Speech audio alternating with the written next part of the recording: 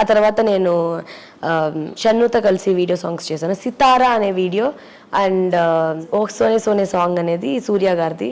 ఈ రెండు చాలా బాగా హిట్ అయ్యాయి. అందరూ సితారా సితారా అని పిలవడం స్టార్ట్ చేశారు ఆ సాంగ్ నుంచి. సో అక్కడ నుంచి కొంచెం ఫేమ్ నాకు గట్టిగా వచ్చింది. సో షన్నుతో 2 సాంగ్స్ చేసిన తర్వాత మరి ఇప్పుడు ఆ సాంగ్స్ యూట్యూబ్లో నుంచి ఎందుకు రిమూవ్ చేశారు?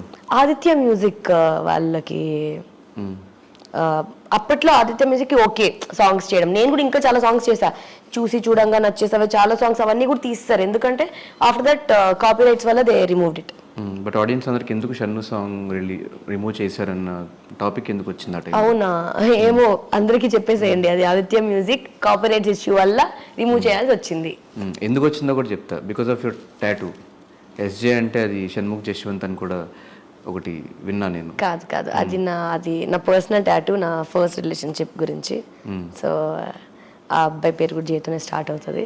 సో ఎస్జే అలా ఇచ్చుకున్నాను. సో షన్నుకి ఈ టాపిక్ అసలు ఏం సంబంధం లేదు. Clarity okay.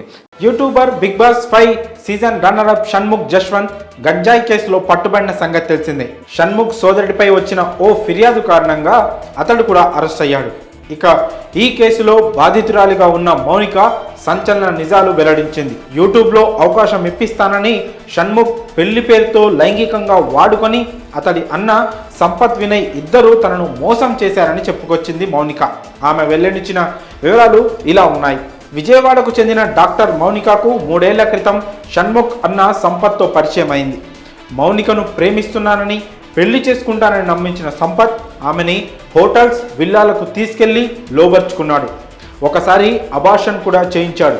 అయితే ఈ విషయాలేవి బయట పెట్టకూడదని బెదిరించాడని బాధితురాలు మౌనిక చెప్పుకొచ్చింది. ఆ తర్వాత ఆమె పెళ్లి చేసుకోమని అడిగితే చేతికి ఓ ఉంగరం తొడిగేసి పెళ్లి అయిపోయిందని చెప్పాడు.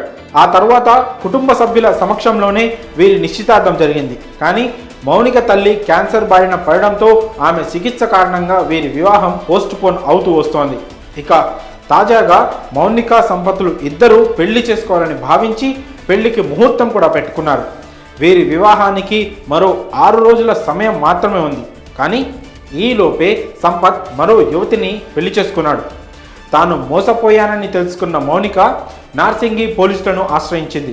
వారు సంపత్ కోసం అతడి ఇంటికి వెళ్ళగా అదే సమయంలో షణ్ముఖ్ అతడి అన్నతో కలిసి గంజాయి తాగుతూ పోలీసులకు పట్టుబడ్డాడు. అయితే అన్నదమ్ములు చాలా కాలం నుండి గంజాయి వాడుతున్నారని, వారి దగ్గర డ్రగ్స్ పిల్స్ కూడా ఉన్నాయని చెప్పుకొచ్చింది మౌనిక. యూట్యూబ్లో షార్ట్ ఫిలిమ్స్ చేస్తూ ఎంతో గుర్తింపు తెచ్చుకున్న షణ్ముఖ్